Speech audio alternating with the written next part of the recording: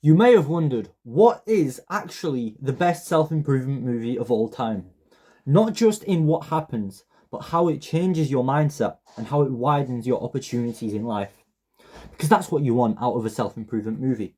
You've got many options. Obviously, you've got The Matrix, taking the pills. How is your life going to move forward? You've got Harry Potter, just a little boy, starts off and becomes the greatest wizard in the universe by taking his life into his own hands, responsibility. In this video, I'm going to give you the answer. It is not 300, it is not Star Wars, it is not Fight Club. It is a movie which is almost 50 years old now, about two little boys, and it's animated, and it's from a very small studio in Poland. And I guarantee not a single person that's watching this video has ever seen or heard of this movie. There were no cinemas back then. Let's get right into it. I'm going to give you an analysis of the characters. We're going to watch the movie together. Hopefully I'm not going to get a copyright strike. And this video will probably change your life. This movie is what I watched right after I got kidnapped, taken hostage by one of my family members. So let's get right into it. This is a very special movie.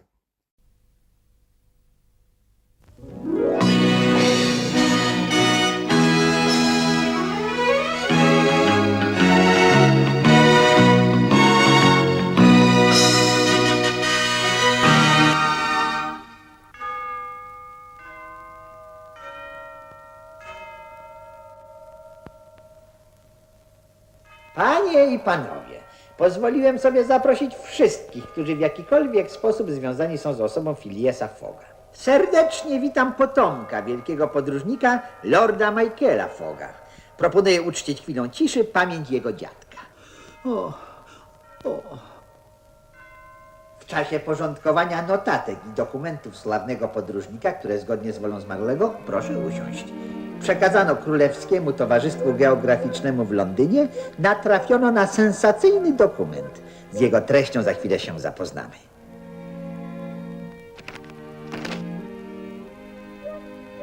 Wielkiego Phileasa zawsze trzymały się kawały. Czytam. Powszechnie wiadomo, że w wyniku zakładu z przyjacielem wygrałem 20 000 funtów w złocie.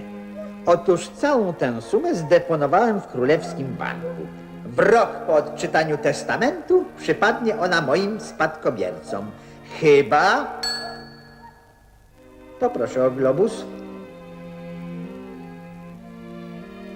Chyba że znajdzie się ktoś, kto przed upływem roku, podobnie jak ja, w czasie nie dłuższym niż 80 dni okrąży kulę ziemską. Nie wątpię, że w daleką podróż wyruszy wielu zawodników. Życzę im powodzenia. O, to ci sensacja! Oburzające. Jeremiaszu, płaszcz i kapelusz. So immediately the movie starts in a very tense courtroom meeting, with the soundtrack being extraordinary. And what happens in the meeting is there is a assignment of fortune. A man, Phileas Fogg, has just died, and his fortune will be distributed to the man in the black suit, who is already a multi-millionaire, already has many mansions, but he lets his greed take over, and he is deeply shocked by one condition that the testament, the will, has. If someone manages to circumnavigate the world in 80 days, based on this book, the movie is based on this book by Julius Verne, Around the World in 80 Days, a seemingly impossible task, then his money will not go to Mieczysław Fogg.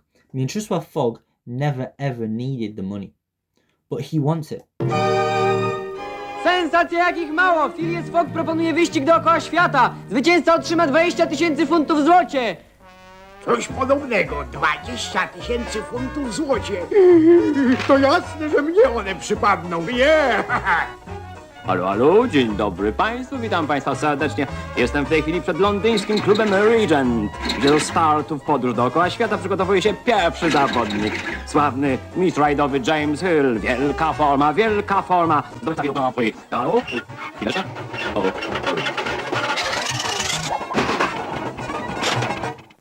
I znów obserwujemy start wielkiej sportowej sali. Artysta Jackal wychodzi ze światowym tak balonem. Jak zwykle tym razem błyskawicznie na wysokości, a ja nadal obserwuję mistrza przez lunetę. Tak, jest spokojny, pewien sukces właśnie zapala swoje ulubione cygaro. Oj, mistrz, ostrożnie z ogniem. I już mamy na starcie trzeciego zawodnika. Znanego olimpijczyka Olafa Jensena. No nie chciałbym być złym prorokiem, ale prawdę mówiąc, proszę Państwa, ten sposób odbycia podróży dookoła świata nie wydaje mi się najwłaściwszy. Czy wystarczy mu 80 dni? No cóż, zobaczymy.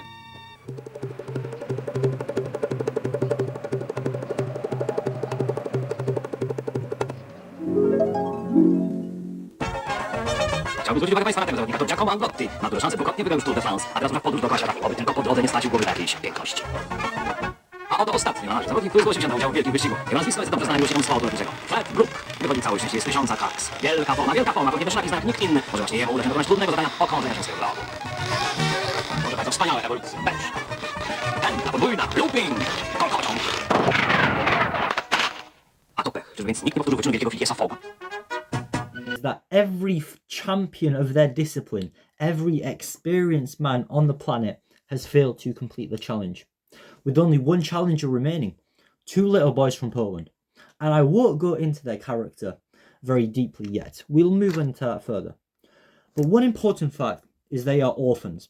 They had no upbringing. They didn't go to school. Their imagination and creativity was never destroyed. They have no idea of what their barriers and what their limits actually are. They just have unformidable, undefatigable, or something like that, Emery Tate's words, that they can do this challenge. Obviously, Mieczysław Fogg will try to do everything he can to stop them in their tracks. Let's get right into it. Już drogę czas, przygoda wzywa nas. Przed nami 1000 dróg i wiele dni bez snu. Orkiestra tuż, ruszamy w drogę już. Przed nami 7 mórz. To dla nas wymarzone wprost, światowej w 80 dni. Lolkowi zawsze sprzyja los, przed Bolkiem umkną nawet lwy. Już w drogę czas, przygoda wzywa.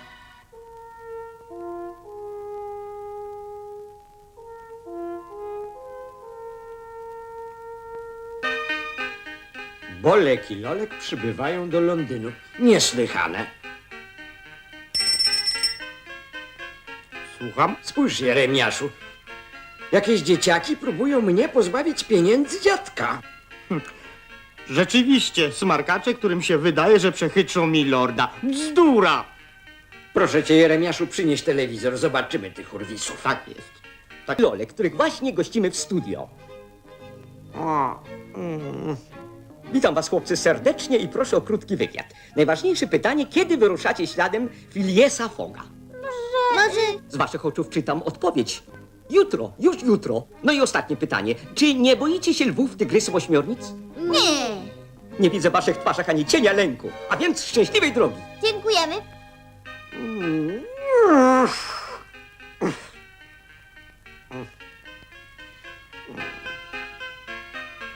Ależ, lordzie, co pan zrobił? No właśnie, co ja zrobiłem? Myślę, że ucięcie głowy hultają nie sprawiłoby ci większych trudności. Proponowałbym raczej łyczek trucizny, milordzie. O nie. Albo niedużą bombkę nadziewaną prochem. O tak. A jeśli nie wybuchnie? Ależ, milordzie, proch w najlepszym gatunku może pan sprawdzić. Znakomicie, jedziemy do hotelu.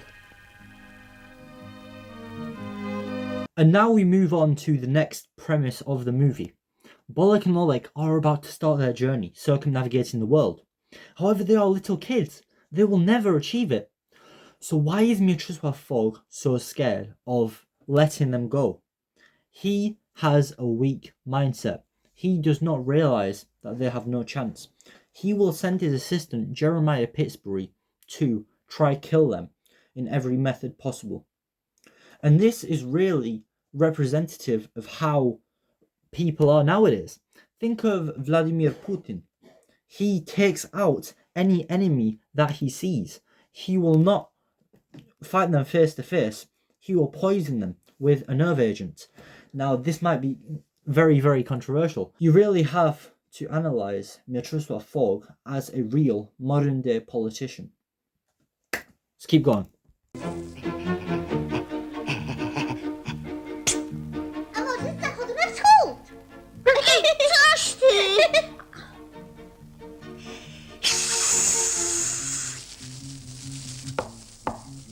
Proszę wyjść!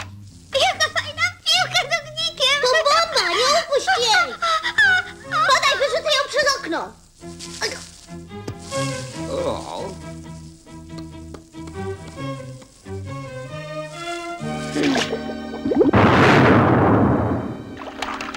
The reason I believe this movie is so special is the relationship that Jeremiah Pittsburgh develops with the boys as the movie develops. We instantly see he has no remorse for them. He tries to kill them in every way possible. Why is this? He's suppressed by his environment. He has no choice but to follow the orders of his boss, Mieczysław Fogg. If he doesn't kill them, he's out of his job. He has nothing to do. But once he's on the other side of the world, then he becomes almost like a father figure to these orphans. And he motivates them to finish their journey, while also showing signs of wanting to betray them as well. Jeremiah Pittsburgh is the most expertly crafted character in the history of cinema, in my opinion. Let's keep going. Right now, he still feels no remorse. He still wants to just get back to his boss, collect his paycheck, live on his little 9-to-5, working as a servant in this mansion. Let's get going.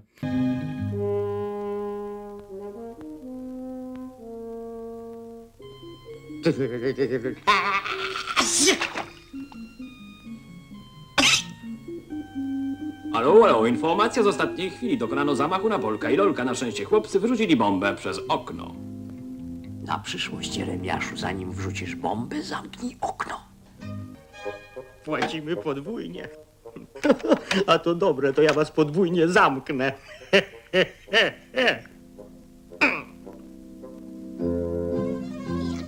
Dziwna ta taksówka! Drzwi zamykane na klucz! O, na szczęście nie uciekli jeszcze daleko. Jeremiasza Pittsburghego jeszcze nikt nie wykiwał!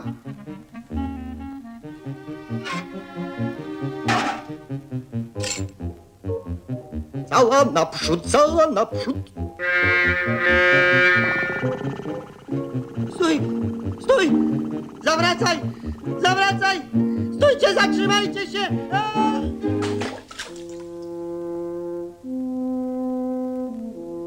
Mój Jeremiasz jest nieoceniony. Już jest na statku, już obejmują się z bosmanem i za chwilę wyrzucił rwisku za burtę.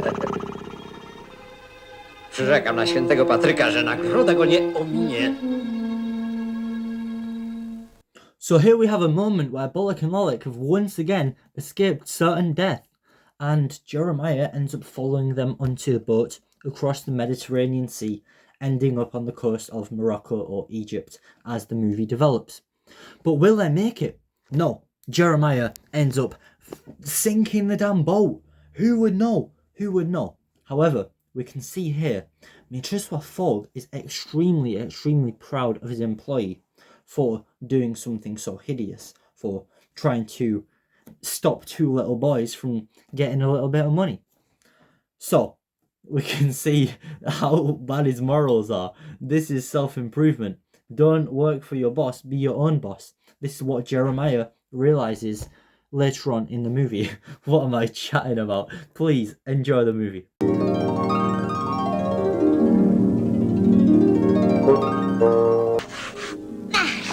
Na razie wystarczy. Orety, co się dzieje? Lśni jak srebro. Jeszcze tutaj trochę. Nieźle wyglądam.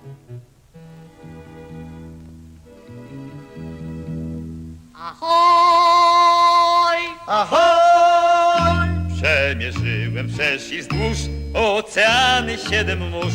Ziemię w koło płynąłem razy 100.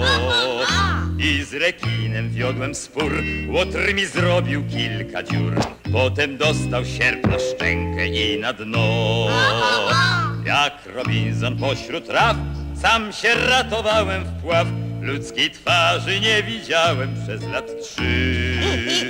Wąsami podkręcał szkwał, do dziś ze mnie chłop na schwał. Niech mi nikt nie wchodzi w drogę, kiedym zły.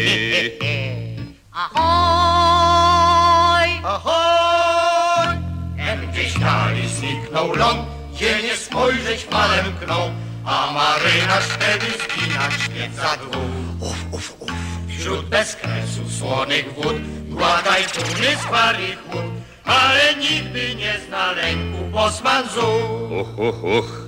Like have made it onto the boat, and they have established a sense of responsibility. They are not just there for the ride, they are actually helping. And this is what you need to realize in life. You need to provide value for someone else, for them to work with you. You cannot just expect to be a little hitchhiker and just be picked up. You have to provide some sort of value, and then washing the base of the ship is revolutionary. Jeremiah, however, is also on the boat. He's in the bottom bunk. He's a chef. He's doing his thing. They have no idea that he's trying to kill them because he's been in a disguise. Mieczysław Fogg thinks Jeremiah is an absolute genius for being on this boat with them. Let's keep going. A więc to jest ich kajuta. Zaraz, gdzie tu się ukryć? Przypomniałaś mi coś, ślicznotko, że czas właśnie na podwieczorek.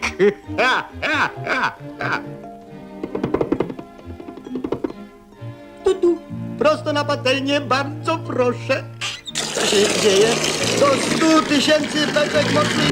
Toniemy! Alarm! Opuszczać pokład! Wszyscy do szalu!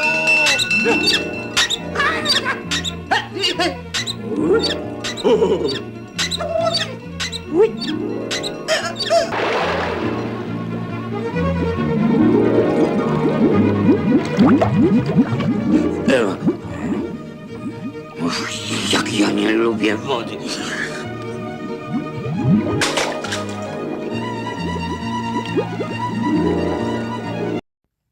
And then we have this very interesting scene.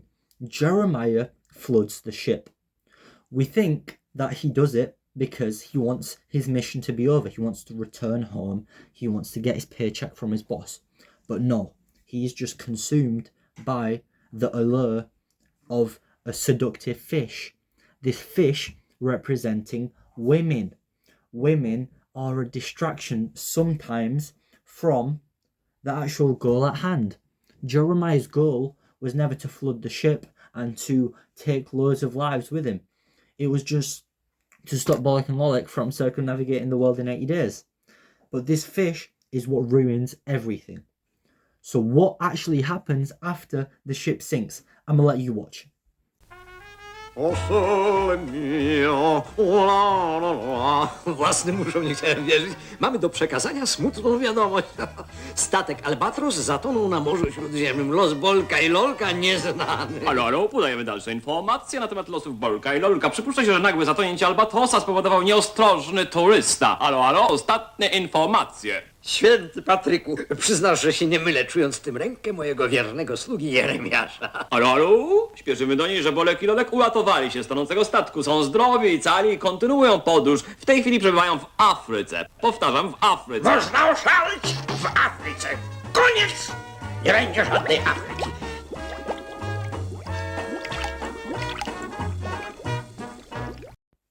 There is a huge twist of fate. The boys have still survived and still have a chance, but have obviously been slowed down by this. They are still with Jeremiah, now in North Africa. Watch what happens here. They are lured into the cave, Ali Baba and the 40 Thieves.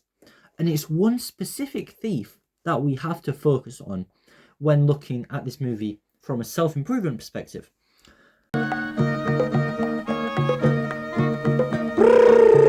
Stój! Alibaba, Timbuktu, Alibaba. No jasne, Alibaba i 40 rozbójników, co za okazja! Jo!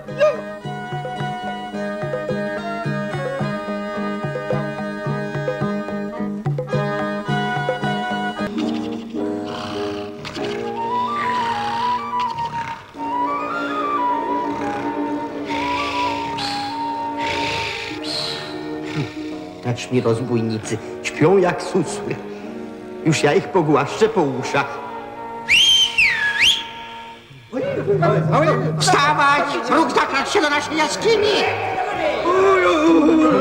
Ura! Udało się! Stąd się już prędko nie wydostaną! Ratunku! Ktoś jest na górze. Tędy szybko.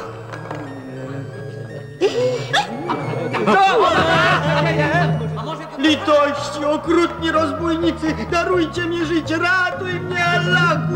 Oj, już po mnie. Ale gdzie się podzieli Bolek i Lolek, co? Dokąd dowolnego? So the boys lured into the trap, and you'd expect the thieves to instantly try to take their loot and to just leave them as prisoners of war. But no. This is where Abdullah comes in, one of the thieves. He believes that the modern generation of thieves is not vicious enough. Weak. They are nowhere near the level of power that their fathers and their grandfathers had. And Abdullah relates to Jeremiah on a personal level. Jeremiah feels like a slave working for Mistress Fogg, and Abdullah feels like a slave working for Ali Baba, where they're not really achieving their full sense of purpose. So Abdullah and Jeremiah team up to try to end Bolek and Lolek themselves. I'm gonna let you watch this.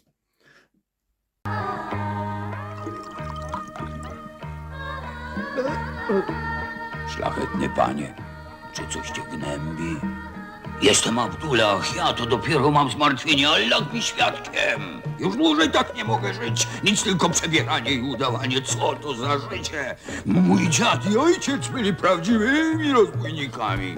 And what Abdullah's talking about is really relevant to the modern generation. This movie was made almost 50 years ago, and we are now dealing with the instant gratification crisis, where kids are watching too much TikTok and are wasting too much time on screens and are not actually reaching anywhere near the level of their father and their grandfather in terms of testosterone and like actually doing something.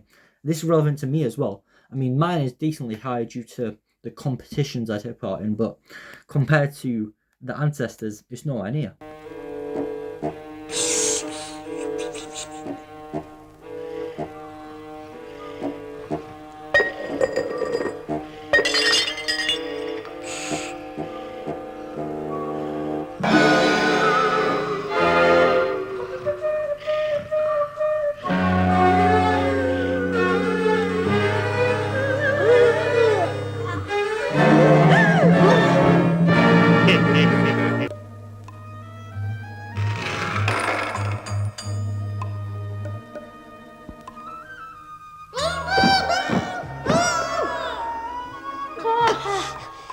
Nareszcie! Mam na imię Fatima. Przyniosłam wam gotowaną fasolę. Możesz ją sobie sama zjeść. Smacznego. Mój ojciec zawsze pragnął zostać sławnym rozbójnikiem, ale nie bójcie się, on wam nic złego nie zrobi. Przyrzekł mi, że za 2 miesiące wypuści was z jaskini. Wiesz co? Powiedz swojemu ojczulkowi, że za 2 miesiące to może nas szukać w Japonii. You can see Fatima the messenger lets the boys know that they will be let out of the cage in 2 months. Just enough time to make it impossible for them to complete the mission. And we can already see a change of morals in Jeremiah. He's gradually evolving. Right at the beginning, he wanted to blow them up or drown them in the ocean.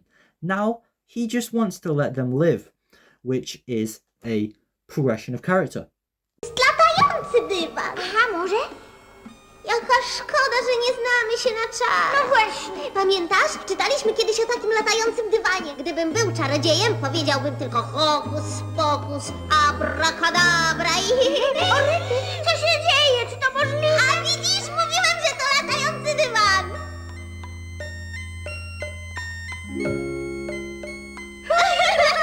Jesteśmy wolni, to za wspaniała jazda. Co się dzieje? Gdzie ja jestem? Nic nie widzę, nic nie słyszę, ratunku, pomocy! Do widzenia, sławny rozbój, do zobaczenia w Japonii! Ja wam dam Japonię! Stary grucho dziadka. Dynamic. You'd think, Bolek and Lolek getting away on a flying carpet, what's that supposed to do for my self-improvement? Well, it's really a metaphor by the director. Kids have their imagination suppressed. While going to school, there is only one right answer. Bolek and Lolek are orphans. They didn't have any upbringing. They never went to school. They were homeschooled. And they figured out life on their own, meaning that their imagination is strong enough to make this flying carpet work. It's not really them being on a flying carpet that matters. It's them continuing this journey. Also, Jeremiah getting angry at this donkey really represents how we get angry at things that we cannot change. For example, our height. I'm 5'7". I could be 6'2", but I'm not. So I've taken advantage of my height to do long distance running, because people who are usually shorter can run long distances, just like the Maasai tribe in Kenya. No, not the Maasai, sorry, the Kalenjin.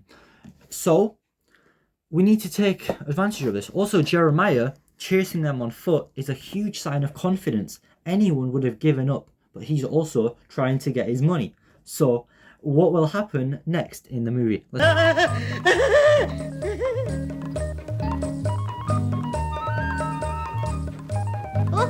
Ale ma przyspieszenie. Pobiłby rekord świata na setkę. Fantastycznie.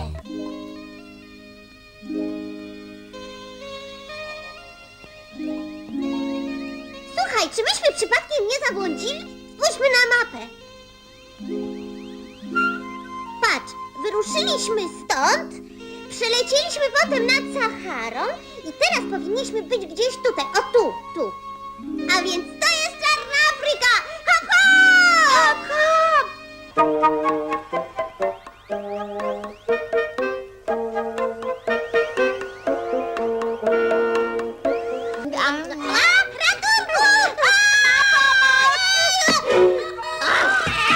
Ludzie wam, zostawcie mnie w spokoju, wstrętne małpiszony. Nie jestem żadnym Tarzanem. Spójrz, to przecież nasz znajomy.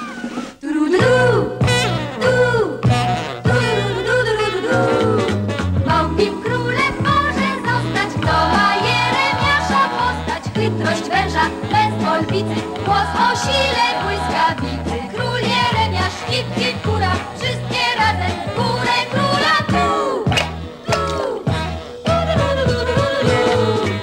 Protestuję, nie chcę tronu. Mam być królem małpiszonów? Małpim królem może zostać, kto ma Jeremiasza postać. Król Jeremiasz, hip, hip, hura, wszystkie razem w górę króla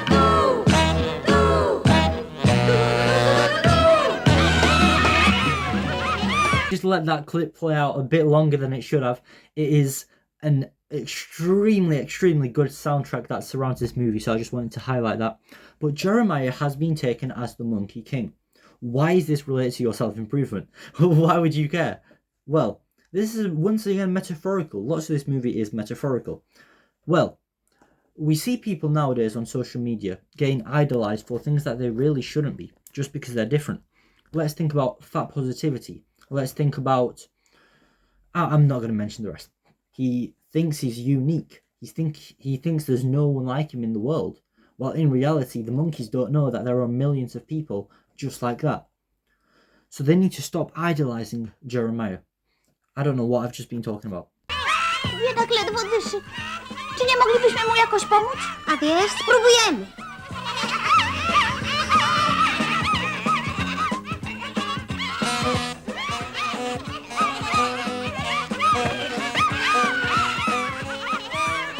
Wyglądasz cały...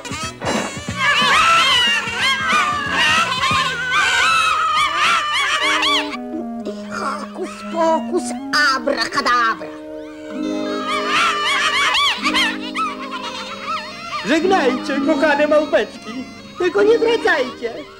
Nareszcie, hurra! Jestem ocalony! Chłopaki, jesteście cudowni, nadzwyczajni. A może jesteście głodni? Jeśli tak, to serdecznie zapraszam was na ucztę. Molek instantly jumping into action right after they have been betrayed by Jeremiah. Although they know that you can't trust people, they still try to help someone out. Jeremiah has betrayed them 3 times now, but they still try to help.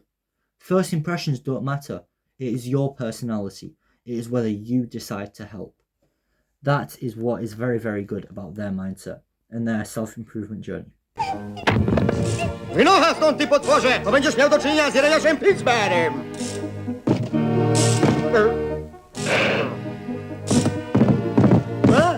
Ratuj mnie, milordzie! Co teraz będzie? Zrobię ze mnie placek! No, zeskakuj! Zeskakuj! Zbłądziłeś! Nie martw się, zaprowadzimy cię do mamusi! Nie martw się! Cicho, to tamtamy.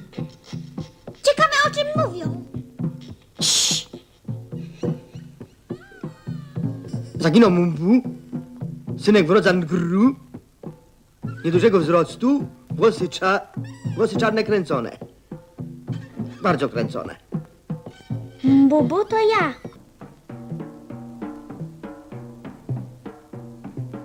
Obudź się! Tamtamy! Bolek i Lolek uprowadzili małego Mbubu. Wszyscy znajdują się w małpim gaju. So we really need to understand what has just happened here. There was a tribal boy stuck in a tree. He has just been rescued by Jeremiah, Bolek and Lolek.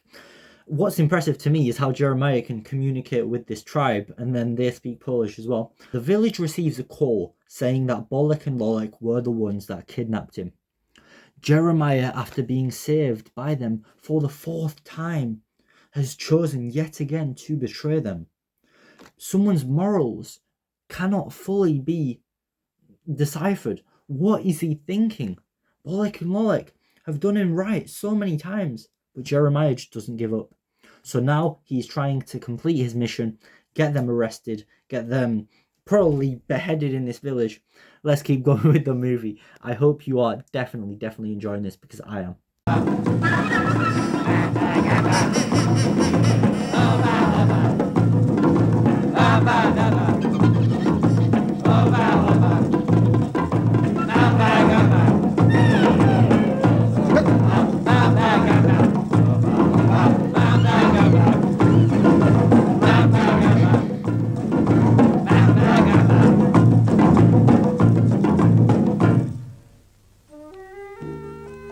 Kochany Mbubu, jaki jestem szczęśliwy.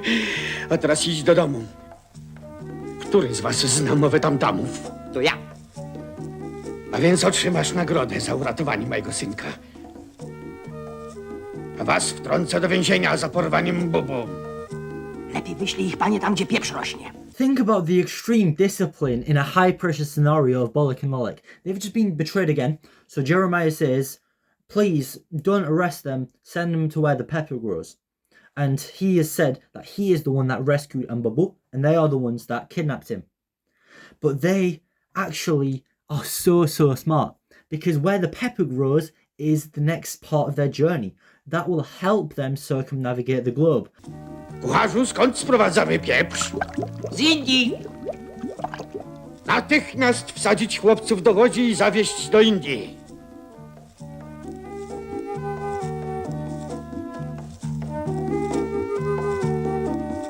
Wspaniale, co?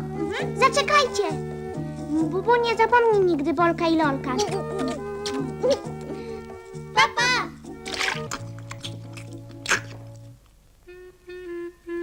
Chyba oszaleje. Żadnej wiadomości. Co się z nimi dzieje?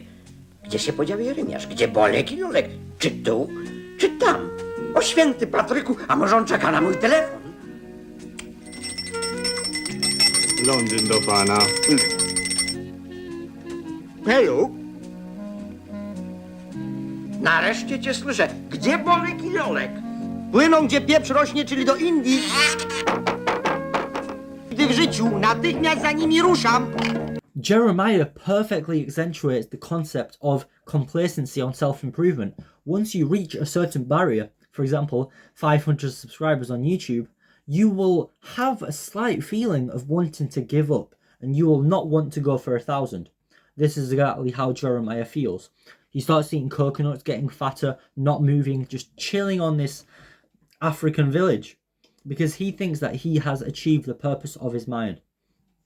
In this movie, Bolek and Lolek act as the physical embodiment of what his mind is actually thinking, and by trapping them, he thinks he's achieved his mind's purpose.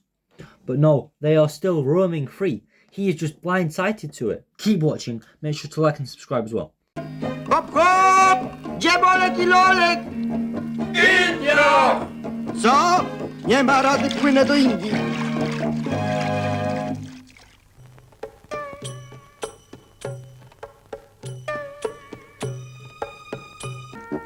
Małe przebieranko. O, przepraszam. Już jestem jasnowidzem. Zobaczymy, co nam powie szklana kula.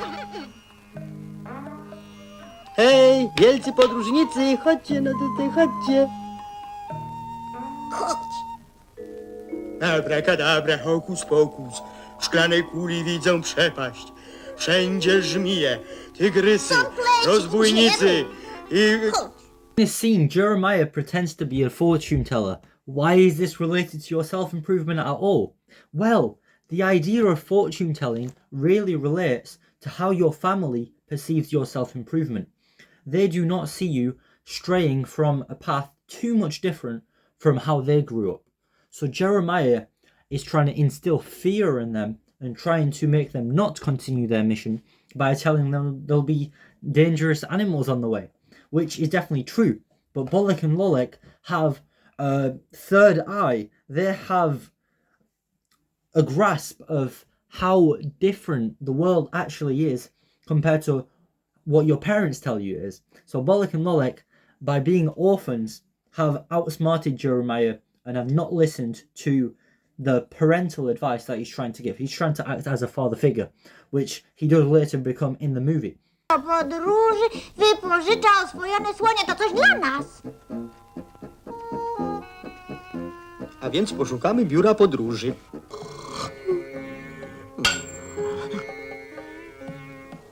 Co to? Co ja widzę? Dukatowe złoto.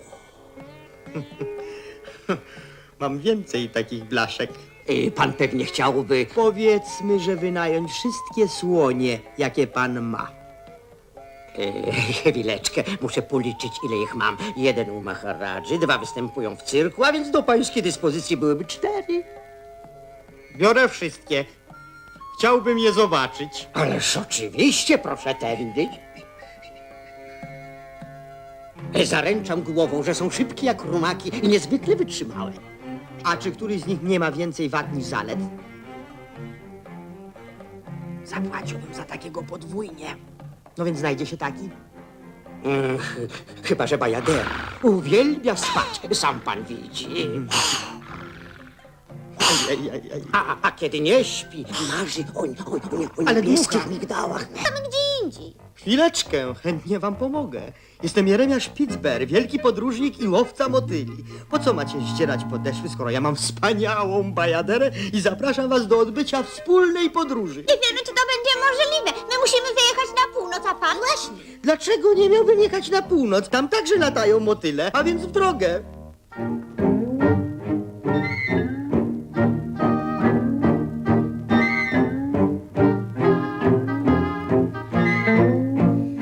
Now we are blessed with an amazing metaphor for how much government bribery and corruption affects us. Jeremiah meets the elephant seller, and he could literally just buy every single elephant. He has enough money. But no, he chooses to sabotage Bolek and Lolek by giving them a small slither of hope.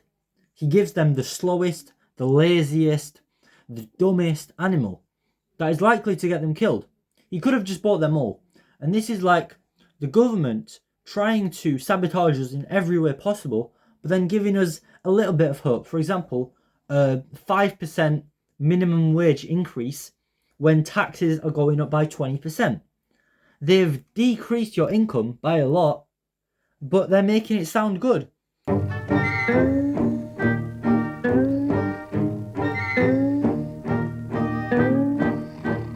Myślę, że szybciej doszlibyśmy na piechotę. Nawet ślimaki nas przeganiają. Co takiego? Ślimaki? Mnie interesują wyłącznie motyle.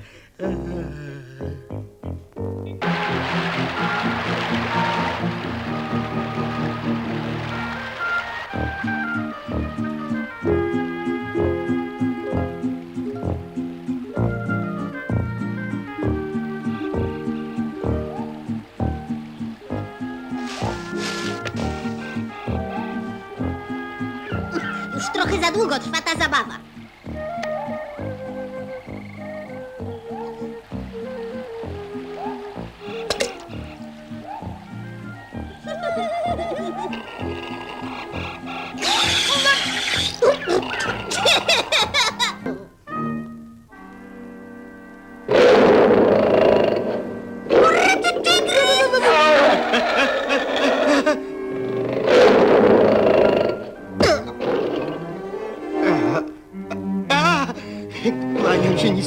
uszanowanie, przepraszam, bardzo się śpieszę.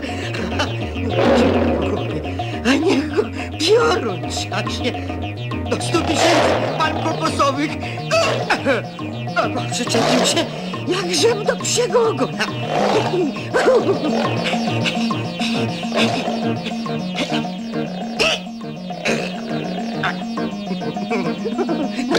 Naprzód, Jeremiaszu, jeżeli ci życie miłe. Krokodyle, ratuj mnie! Ratuj mnie, błagam cię, kochany słoniku! Nie zostawiaj mnie na pastę tej strasznej bestii!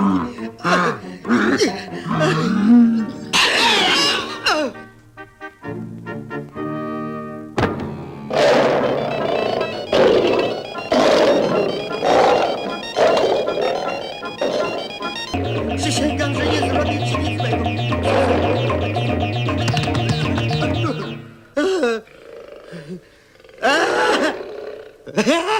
Zapewniam cię, że wcale nie jestem smaczny, a do tego mam katar i 100 innych chorób.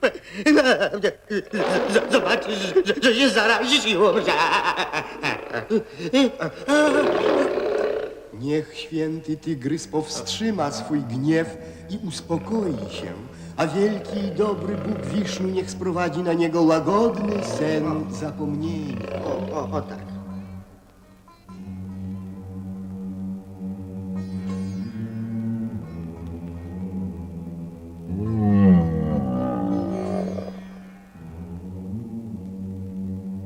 Jesteś cudowny! Ocaliłeś mi życie, pozwól więc, że ja wyświadczę ci przysługę. Za chwilę zjawią się tu dwaj chłopcy i będą myszkować po świątyni. Sprowadź więc na nich długie i łagodne sny. Co robisz? Niech biały przybysz będzie spokojny i niech ogarnie go łagodny spokój snu i niepamięci. Zaśnij, mój bracie, w spokoju i niech ci się śnią najpiękniejsze sny.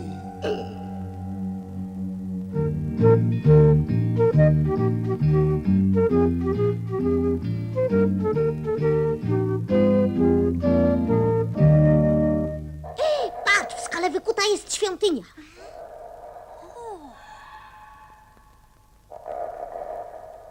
Może on tu się ukrył przed tygrysem? Zobaczymy, ale ostrożnie. Pewnie.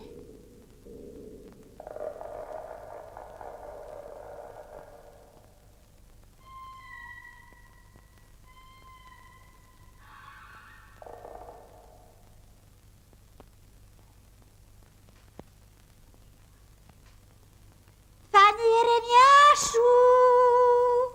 Czy pan jest tutaj?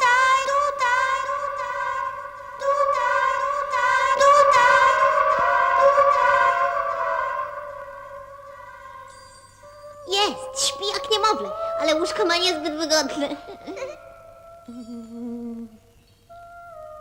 Jak tu miło!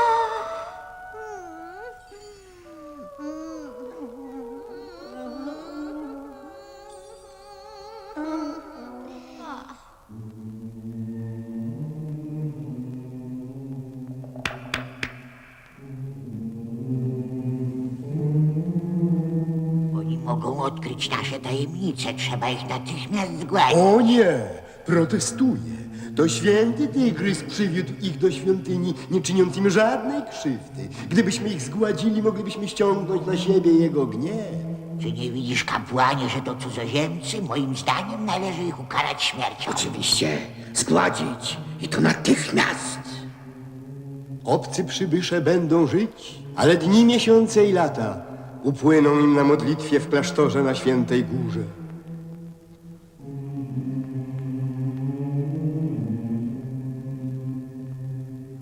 Musicie dojść do klasztoru, zanim wzejdzie słońce. Najwyższemu lamie wręczycie moje pismo. Ruszajcie w drogę.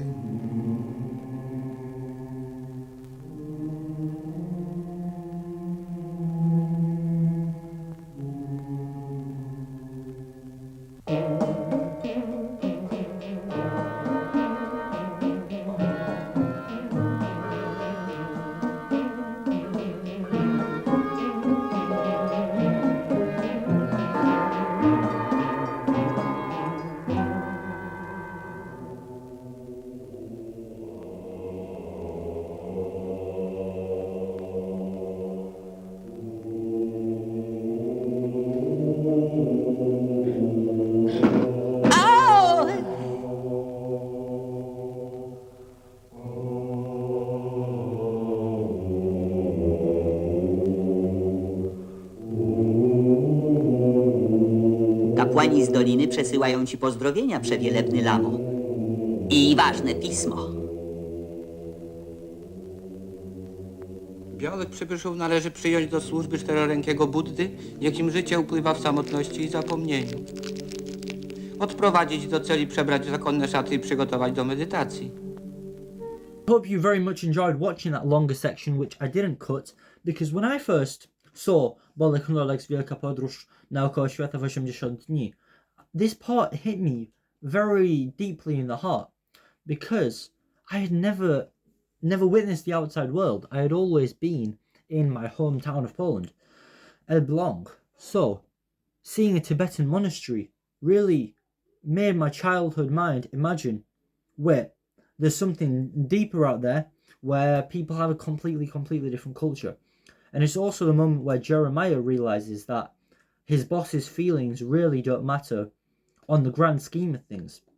Your feelings are 1 out of 8.7 billion people.